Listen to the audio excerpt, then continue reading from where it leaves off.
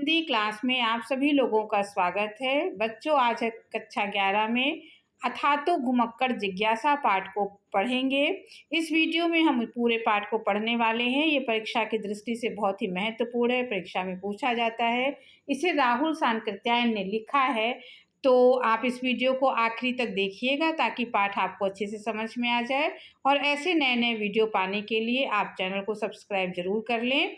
आपको ऐसे नए नए वीडियो मिलते रहेंगे। अब शुरुआत में देखिए, पाठ का परिचय दिया गया है।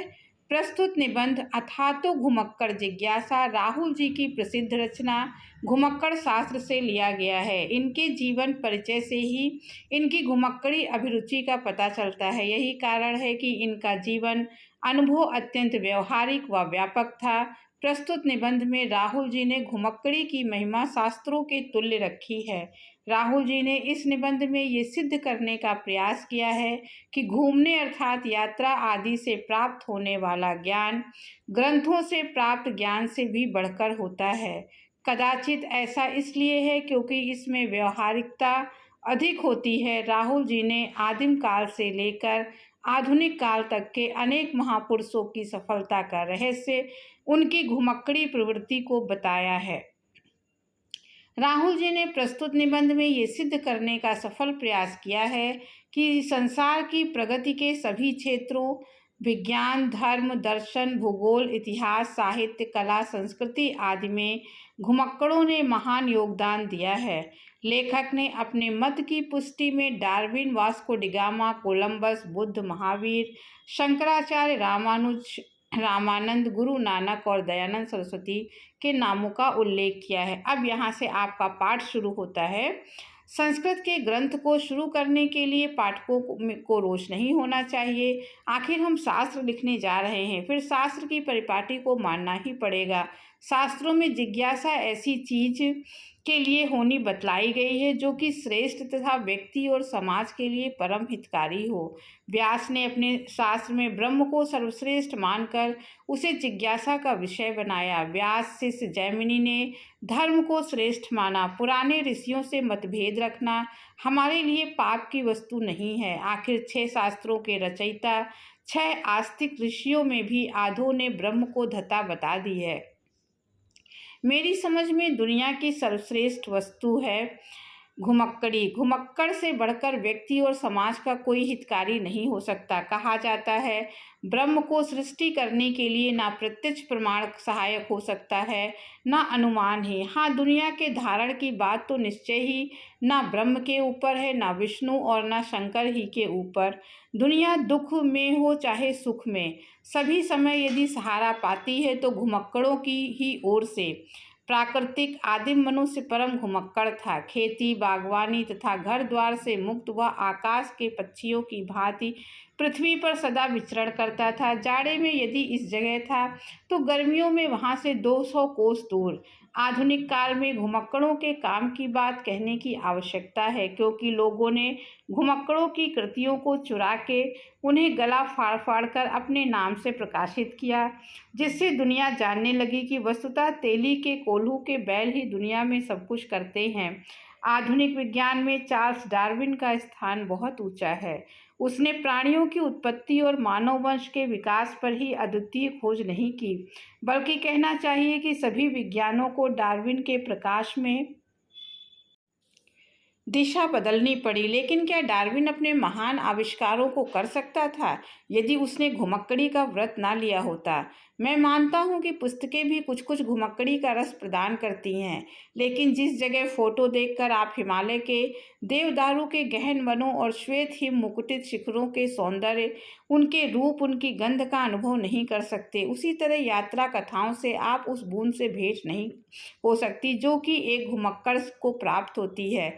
अधिक से अधिक यात्रा पाठकों के लिए यही कहा जा सकता है कि दूसरे धंधों की अपेक्षा उन्हें थोड़ा आलोक मिल जाता है, और साथ ही ऐसी प्रेरणा भी मिल सकती है जो स्थायी नहीं तो कुछ दिनों के लिए तो उन्हें घुमक्कड़ बना ही सकती है।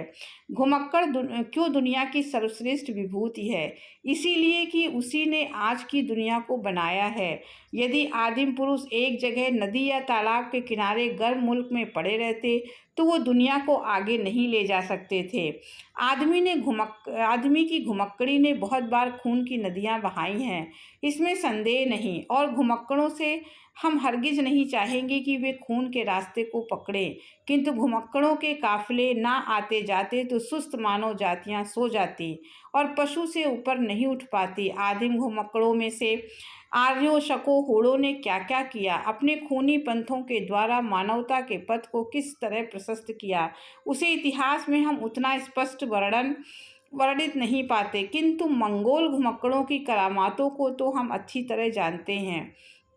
बारूद, तोप, कागज, छापाखाना, दिग्दर्शक, चश्मा, यही चीज़ें थीं जिन्होंने पश्चिम में विज्ञान युग का आरंभ कराया, और इन चीज़ों को वहां ले जाने वाले मंगोल घुमक्कड़ थे।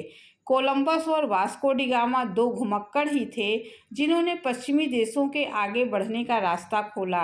अमेरिका का अधिकतर निर्जन सा पड़ा था। एशिया के कूप मंडूकों को घुमक्कड़ धर्म की महिमा भूल गई, इसीलिए उन्होंने अमेरिका पर अपनी झंडी नहीं गाड़ी। 2 शताब्दियों पहले तक ऑस्ट्रेलिया खाली पड़ा था।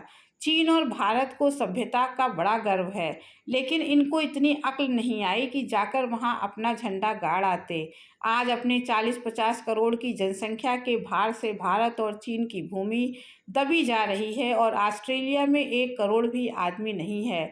आज एशियाइयों के लिए ऑस्ट्रेलिया का द्वार बंद है, लेकिन 2 सदी पहले वो हमारे हाथ की चीज़ थी। क्यों भारत और चीन ऑस्ट्रेलिया की अपार संपत्ति और अमित भूमि से वंचित रह गए? इसलिए कि घुमक्कड़ धर्म से विमुख थे, उसे भूल चुके थे।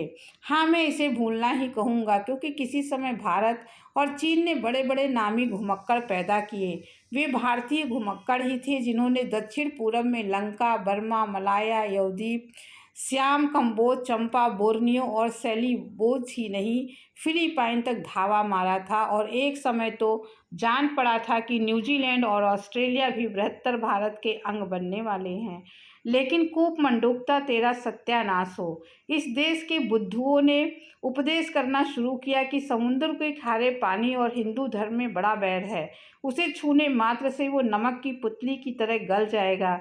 इतना बतला देने पर क्या कहने की आवश्यकता है कि समाज के कल्याण के लिए घुमक्कड़ धर्म कितनी आवश्यक चीज है। जिस जाति या देश ने इस धर्म को अपनाया वो चारों फलों का भागी हुआ, और जिसने उसे दुराया उसको नरक में भी ठिकाना नहीं। आखिर घुमक्कड़ धर्म को भूलने के कारण ही हम 7 शताब्दियों तक धक्का खाते रहे। ऐरे गैरे जो भी आए हमें 4 लात लगाते गए। शायद किसी को संदेह हो, मैंने इस शास्त्र में जो युक्तियाँ दी हैं वे सभी तो लौकिक तथा शास्त्र अग्राह्य है। अच्छा, तो धर्म प्रमाण लीजिए।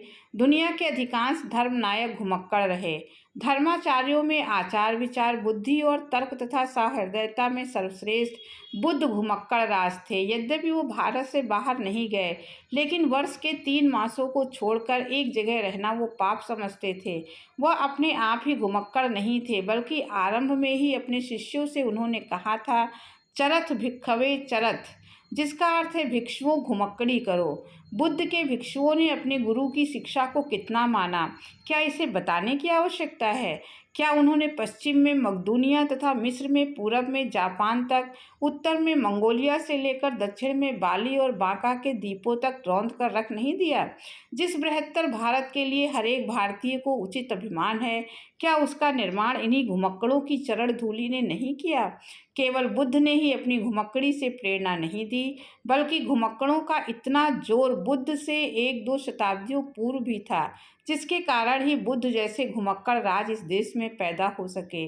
उस वक्त पुरुष ही नहीं, स्त्रियां तक जम्बू वृक्ष की शाखा ले अपनी प्रखर प्रतिभा का जौहर दिखाती, बाद में कूप मंडूकों को पराजित करती, सारे भारत में मुक्त होकर विचरण करती थी।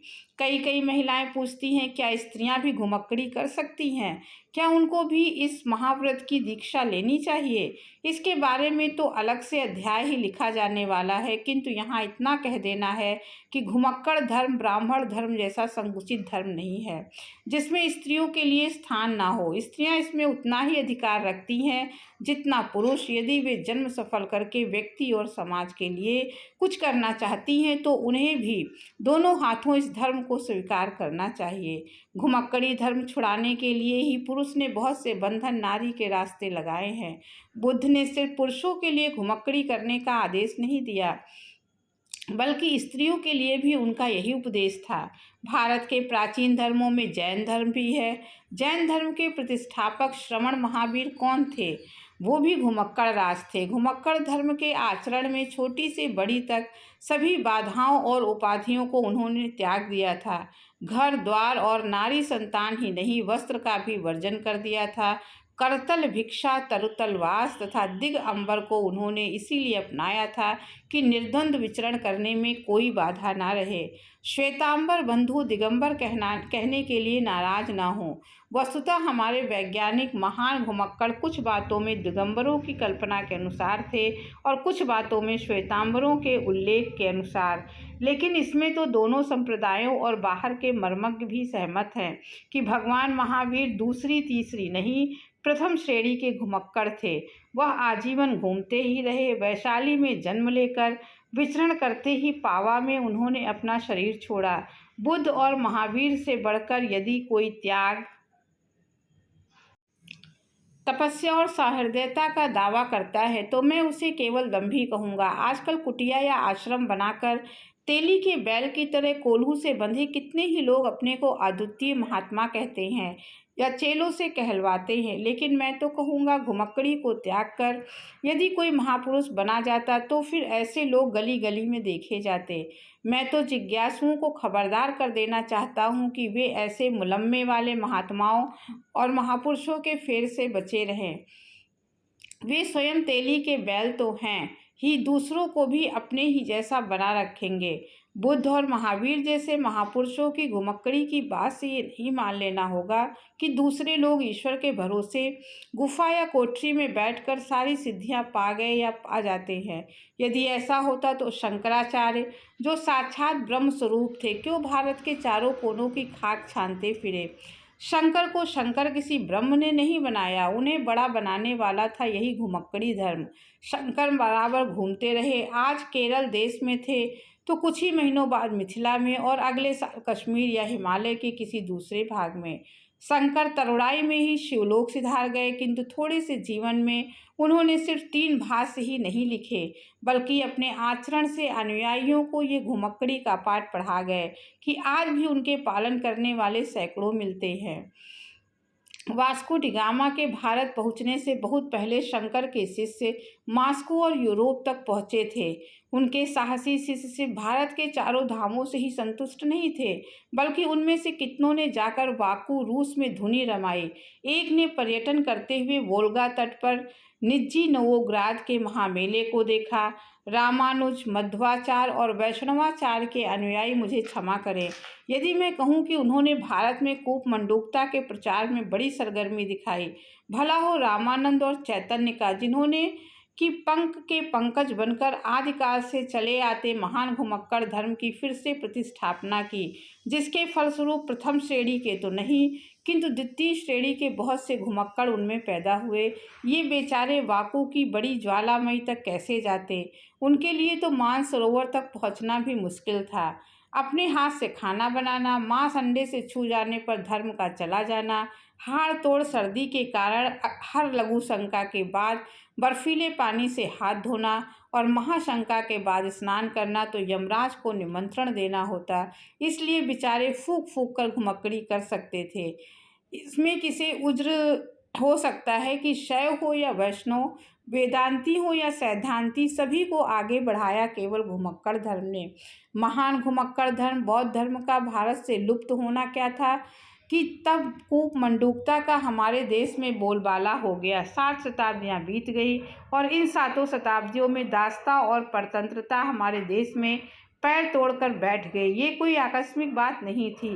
समाज के अगुओं ने चाहे कितना ही कूपमंडूक बनाना चाहा, लेकिन इस देश में ऐसे माई के लाल जब तक पैदा होते रहे जिन्होंने कर्म पथ की ओर संकेत किया। हमारे इतिहास में गुरु नानक का समय दूर नहीं है, लेकिन अपने समय के वो महान घुमक्कड़ थे। उन्होंने भारत भ्रमण को ही पर्याप्त नहीं समझा, ईरान और अरब तक का धावा मारा। घुमक्कड़ी किसी विशेष योग से कम सिद्धिदायिनी नहीं है और निर्भीक तो वो एक नंबर का बना देती है। दूर शताब्दियों की बात छोड़िए, अभी शताब्दी भी नहीं बीती, इस देश में स्वामी दयानंद को विदा हुए। स्वामी दयानंद को ऋषि दयानंद किसने बनाया? घुमक्कड़ी धर्म में। उन्होंने भारत के अधिक भागों का भ्रमण किया, पुस्तक लिखते, शास्त्रार्थ करते, वो बराबर भ्रमण करते रहे। शास्त्रों को पढ़कर काशी के बड़े बड़े पंडित महामंडूक बनने में ही सफल होते रहे। इसीलिए दयानंद को मुक्त बुद्धि और तर्क प्रधान बनाने का कारण शास्त्रों से अलग नहीं कहीं ढूंढना होगा, और वो है उनका निरंतर घुमक्कड़ी धर्म का सेवन। उन्होंने समुद्र यात्रा करने, द्वीप द्वीपांतरों में जाने के विरुद्ध जितनी थोथी दलीलें दी जाती थी, सबको चिंदी चिंदी करके उड़ा दिया और बताया कि मनुष्य स्थावर वृक्ष नहीं है, वो जंगम प्राणी है। चलना मनुष्य का धर्म है, जिसने इसे छोड़ा वो मनुष्य होने का अधिकारी नहीं। 20वीं शताब्दी के भारतीय घुमक्कड़ों की चर्चा करने की आवश्यकता नहीं। इतना लिखने से मालूम हो गया होगा कि संसार में यदि अनादि सनातन धर्म है तो वो घुमक्कड़ धर्म है, लेकिन वह संकुचित संप्रदाय नहीं है। वह आकाश की तरह महान है, समुद्र की तरह विशाल है। जिन धर्मों ने अधिक यश और महिमा प्राप्त की है, केवल घुमक्कड़ धर्म ही के कारण। प्रभु ईसा घुमक्कड़ थे, उनके अनुयायी भी ऐसे घुमक्कड़ थे, जिन्होंने ईसा के संदेश को दुनिया के कोने कोने में पहुंचाया। इतना कहने के बाद कोई संदेह नहीं रह गया कि घुमक्कड़ धर्म से बढ़कर दुनिया में धर्म नहीं है। धर्म भी छोटी बात है, उससे घुमक्कड़ के साथ लगाना महिमा घटी समुद्र की रावण बसा पड़ोस वाली बात होगी। घुमक्कड़ होना आदमी के लिए परम सौभाग्य की बात है। यह पंथ अपने अनुयायी को मरने के बाद किसी काल्पनिक स्वर्ग का प्रलोभन नहीं देता। इसके लिए तो कह सकते हैं, क्या खूब सौदा नकद है, इस हाथ ले उस हाथ दे। घुमक्कड़ी वही कर सकता है जो निश्चिंत है। किन साधनों से संपन्न होकर आदमी घुमक्कड़ बनने का अधिकारी हो सकता है, ये आगे बतलाया जाएगा। किंतु घुमक्कड़ी के लिए चिंताहीन होना आवश्यक है, और चिंताहीन होने के लिए घुमक्कड़ी भी आवश्यक है। दोनों का अन्योन्याश्रय होना दूषण नहीं भूषण है। घुमक्कड़ी से बढ़कर सुख कहाँ मिल सकता है? आखिर चिंताहीनता तो सुख का सबसे स्पष्ट रूप है। घुमक्कड़ी में कष्ट भी होते हैं, लेकिन उसे उसी तरह समझिए जैसे भोजन में मिर्च। मिर्च में यदि कड़वाहट ना हो तो क्या कोई मिर्च प्रेमी उसमें हाथ भी लगाएगा? वस्तुतः घुमक्कड़ी में कभी कभी होने वाले कड़वे अनुभव उसके रस को और बढ़ा देते हैं। उसी तरह जैसे काली पृष्ठभूमि में चित्र अधिक खिल उठता है।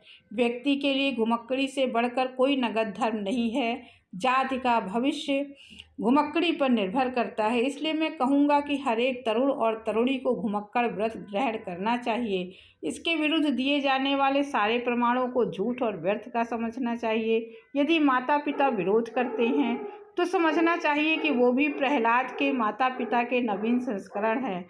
यदि हितु बांधव बाधा उत्पन्न करते हैं तो समझना चाहिए वे दीवान थे। यदि धर्माचार्य कुछ उल्टा सीधा तर्क देते हैं तो समझ लेना चाहिए कि इन्हीं ढोंगियों ने संसार को कभी सरल और सच्चे पथ पर चलने नहीं दिया। यदि राज्य और राष्ट्रीय नेता अपनी कानूनी रुकावटें डालते हैं तो हजारों बार के तजुर्बा की हुई बात है कि महानदी के वेग की तरह घुमक्कड़ की गति को रोकने वाला दुनिया में कोई पैदा नहीं हुआ। बड़े बड़े कठोर पहरे वाली राज सीमाओं को घुमक्कड़ों ने आंख में धूल झोंक कर पार कर लिया। मैंने स्वयं एक से अधिक बार किया है। पहली तिब्बत यात्रा में अंग्रेजों, नेपाल राज्य और तिब्बत के सीमा रक्षकों की आंख में धूल झोंक कर जाना पड़ा था। संक्षेप में हम कह सकते हैं कि यदि कोई तरुणी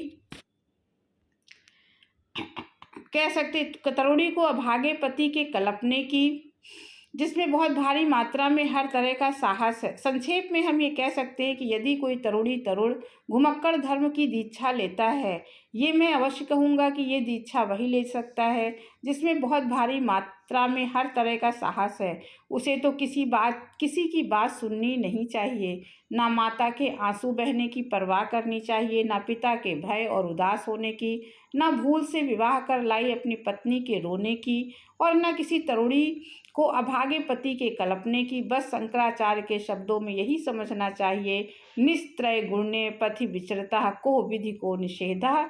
और मेरे गुरु कपोतराज के वचनों को अपना पथ प्रदर्शक बनाना चाहिए।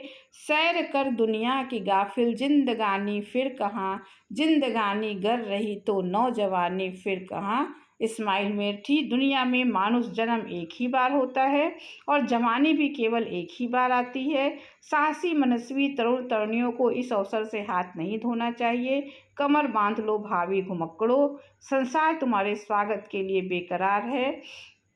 तो इस प्रकार से ये पाठ आपको बच्चों समझ में आ गया होगा।